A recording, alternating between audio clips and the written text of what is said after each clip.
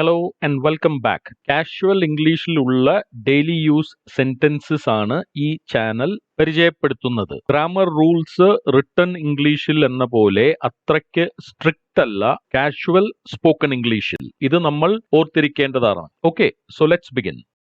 അവനു വേണ്ടി ആരും സംസാരിച്ചില്ല. അവനു വേണ്ടി ആരും സംസാരിച്ചില്ല. No one spoke up for him. No one spoke up for him. Speak എന്ന വാക്കിന്റെ പാസ്റ്റ് ടെൻസ് ആണ് സ്പോക്ക്. അതിന്റെ പാസ്റ്റ് പാർട്ടിസിപ്പിൾ, അതായത് വേർബ് 3 ഫോം സ്പോക്കൻ എന്നാണ്. സ്പീക്ക് അപ്പ് ഫോർ സംബഡി എന്ന് പറഞ്ഞാൽ ഇംഗ്ലീഷിലെ ഒരു ശൈലിയാണത്. അതിന്റെ അർത്ഥം ഒരാൾക്ക് വേണ്ടി അല്ലെങ്കിൽ അയാളിനെ സപ്പോർട്ട് ചെയ്യുന്ന രീതിയിൽ സംസാരിക്കുക. അപ്പൊ ഇവിടെ പറയുന്നത് ആരും അയാളിനെ സപ്പോർട്ട് ചെയ്ത് സംസാരിച്ചില്ല എന്നാണ്. No spoke up for him. ഇതിന്റെ തേർഡ് ഫോം വെച്ചിട്ടുള്ള ഒരു എക്സാമ്പിൾ നോക്കാം.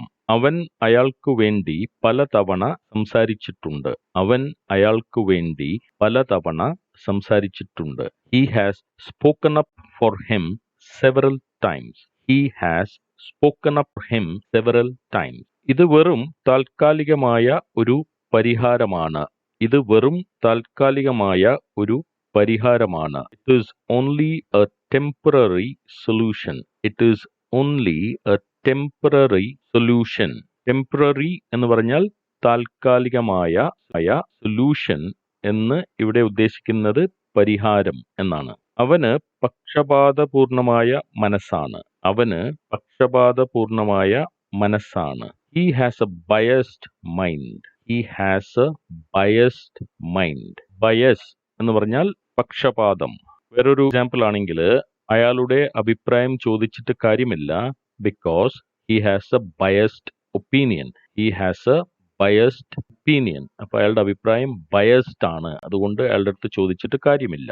നിനക്ക് പുറം വേദന ഉള്ളതിനാൽ ട്രെയിനിൽ പോകുന്നതാണ് നല്ലത്. നിനക്ക് പുറം വേദന ഉള്ളതിനാൽ ട്രെയിനിൽ പോകുന്നതാണ് നല്ലത്. Since you have a back ache, it's better to go by train. Since you have a back ache, നിനക്ക് ബാക്ക് ഏക്ക് പുറം വേദന ഉള്ളതിനാൽ it's better to go by train.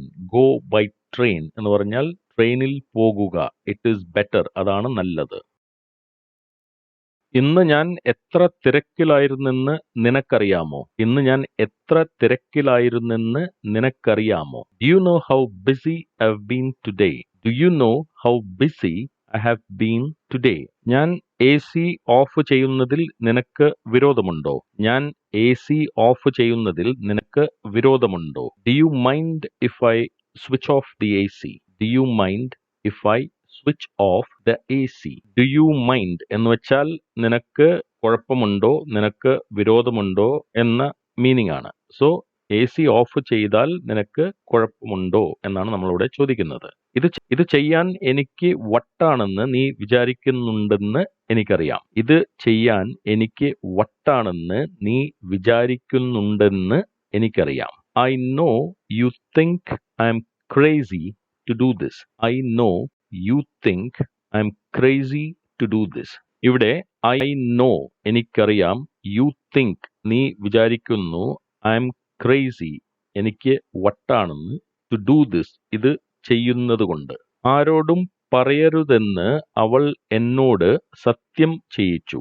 ആരോടും പറയരുതെന്ന് അവൾ എന്നോട് സത്യം ചെയ്യിച്ചു. She made me promise not to tell anyone. She made me promise not to tell anyone. Not to tell anyone. ആരോടും പറയരുത്. She made me promise. അവൾ എന്നോട് സത്യം ചെയ്യിച്ചു അല്ലെങ്കിൽ വാങ്ങിച്ചു.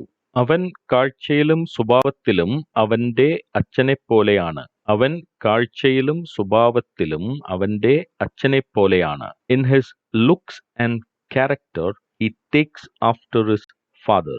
In his looks and character he takes after his father. He takes after his father. Takes after him അല്ലെങ്കിൽ takes after his father എന്ന് പറയുന്ന ഒരു ശൈലിയാണ്. അതായത് അവന്റെ അച്ഛനെ പോലെ തന്നെയുണ്ട് അവൻ ലുക്സിലും കാഴ്ചയിലും ക്യാരക്ടറിലും സ്വഭാവത്തിലും. ഇതിനെ തന്നെ വളരെ സിമ്പിൾ ആയിട്ട് വേറെ വിധത്തിൽ പറയണമെങ്കിൽ in his looks and character he is just like his father. He is just like his father. അവന്റെ അച്ഛനെ പോലെ ആണ്. അതിനെയാണ് നമ്മൾ he takes after his father എന്ന് പറഞ്ഞത്. അപ്പോൾ thank you very much for watching. Lesson ഇഷ്ടമായെങ്കിൽ ഷെയർ ചെയ്യുക, ലൈക്ക് ചെയ്യുക, സബ്സ്ക്രൈബ് ചെയ്യുക. See you in the next